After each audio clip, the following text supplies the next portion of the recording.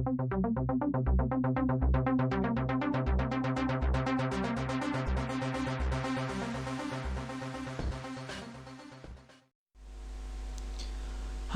this is John from PSD Dude, and in this tutorial I will show you how to use our Quilling paper art Photoshop creator that we have posted on Graphic River. In order to use our action, you need to first download the zip file that you can find on Graphic River, and then you have to extract the files from that archive. In the archive there are several files, amongst which you can find a help file, a PSD file, a Photoshop action file, a Photoshop pattern file, and a Photoshop brushes file. First of all, you'll need to load into your Photoshop installation the brushes file and the patterns file. To do this, you have to go to Edit, Preset Manager, choose brushes, then load,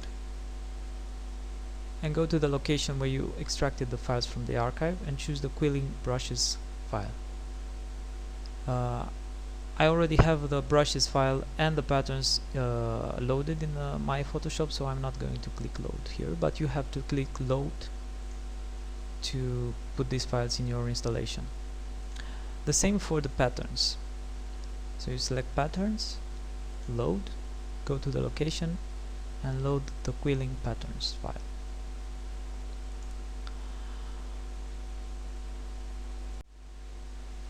In preparation to use this Quilling effect, you'll also have to load the main action file that comes with this package.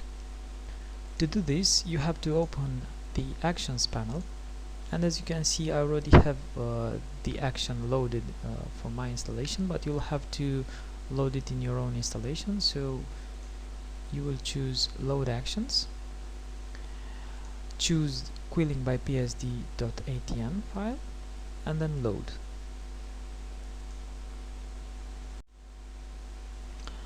Now that you have everything installed for this effect, what we need to do next is to open up the PSD file that comes with this package, Quilling by PSD.psd. I'll double click on it and it will open up the file. As you can see, this file has several layers. The first layer is a smart object. Don't worry if you're not familiar with smart objects, they are very easy to use. As you can see, the title for this layer is Add your text or shape inside, and that's exactly what we'll do for creating the Quilling effect. So if I double click on this and click OK, Photoshop will open the smart object as a new document. Inside the smart object, we will add a text or a shape that will be converted to the Quilling effect by the action. So let's say that I will add some text. Let's say we add the letter Q for Quilling. Let me center it. There you go. And then what I have to do is I have to choose one of the actions that comes with this package. You can choose any of the actions, but for this example I will choose Quilling with border unicolor. I have to click on it and then click play. Done. So this is the result of the action. That's all we have to do. The action applied the Quilling effect to the letter that we put into this smart object. So now we will close the smart object.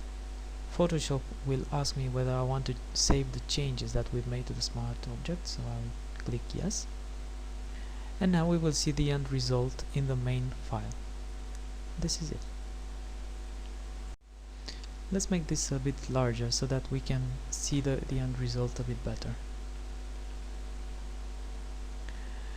As you can see, the letter that was transformed initially in the smart object to contain the Quilling patterns has been transformed now to a 3D Quilling effect.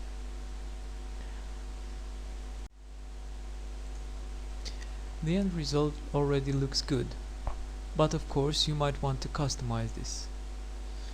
In order to do that, you have to go into the smart object by double clicking on it, and you will see that the smart object has a group of layers that you can change to fit your needs. So you have a color overlay for the filling of the effect. This is something that you can change, so let's choose a different color. Okay, and now if you save this smart object, you will see that the color also changes in the end result.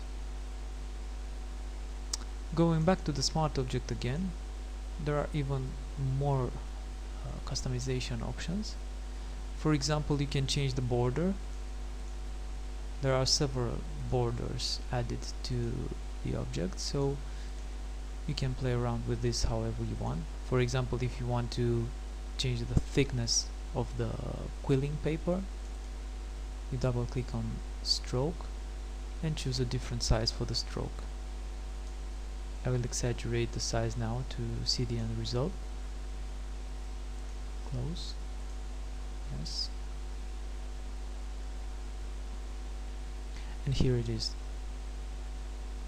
You can see the thickness of the quilling paper has increased. This concludes our tutorial. I hope you found it useful. As always, if you have any questions, you can send me a message via Graphic River and I'll try to reply as soon as possible. For other interesting tutorials and resources for Photoshop, don't forget to visit psddude.com.